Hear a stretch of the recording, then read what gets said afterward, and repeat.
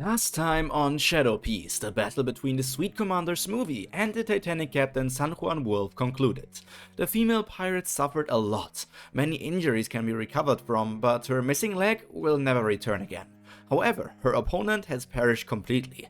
With a huge blast from the mother lode of juice, the entire upper body of the colossal battleship got eradicated, and her own size shrunk down back to her actual size. Unable to do much more, she fell on the ground and quickly lost consciousness. Her faith that Koribu would also win was unshaken, even as the last thing she saw was the bloody ocean and the heavy drinker clashing their weapons against each other.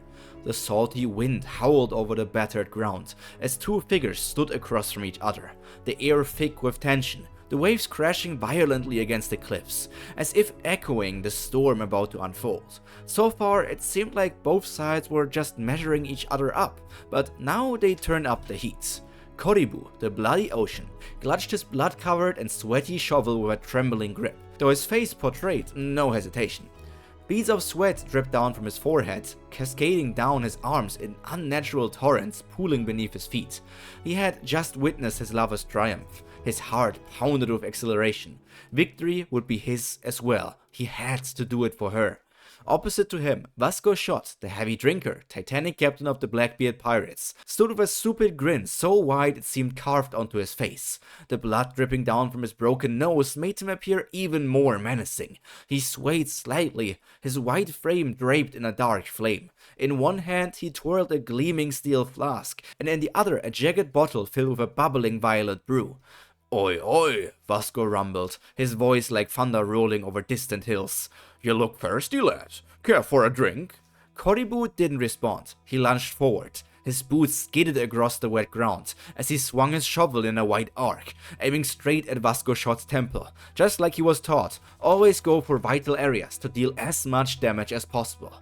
The Titanic captain barely shifted, twisting his body with drunken ease, the attack whistling past his ear. Koribu's assault did not end there though. He was relentless. A whirlwind of strikes followed, his shovel slashing left, right, upward, downward, horizontal, vertical. With the force of a collapsing wave, it came from every direction imaginable. Vasco Shot dodged and dodged, stumbling back as though barely keeping balance. His lips curled in an amused smirk. For a moment, it looked like Koribu was in control, his strikes forcing the drunkard onto the defensive. He could feel the momentum building, his body fueled by adrenaline and determination. Smoothie had won. His brother Karibu must be fighting somewhere as well, so he had to win too. Then, in an instant, everything shifted. The Titanic captain exhaled deeply, his breath carrying the pungent scent of liquor. "Enough foreplay," he murmured.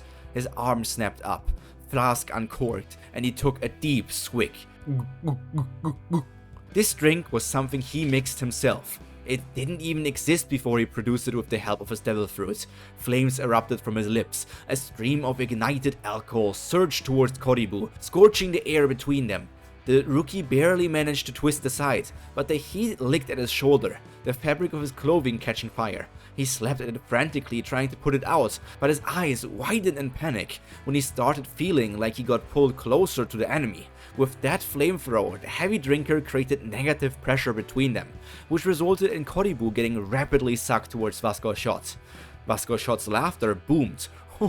"Oh, you want me so badly that you can't even stay away from me, huh?" With impossible speed, the sweaty man got dragged against his will, and as soon as he was in reach, the Blackbeard pirate swung the now empty flask straight into Koribu's ribs. The impact cracked like a gunshot. Koribu gagged, his breath stolen as he staggered back. "Ho, now you are matching with your woman."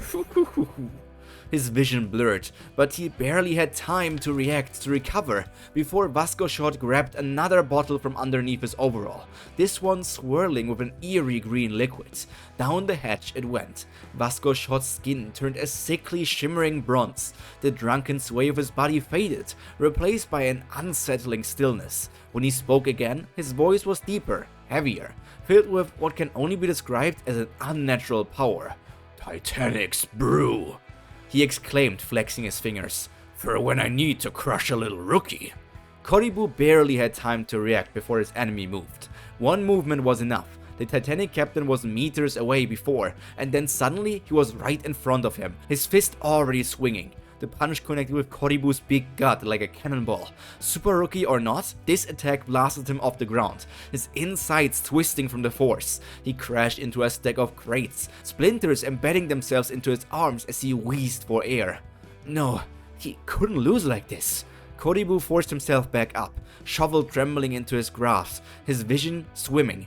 His own sweat soaked his clothes, dripping onto the ground like rain.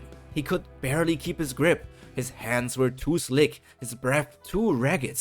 Vasco Shot tilted his head. "You're drowning in your own damn sweat. Hilarious."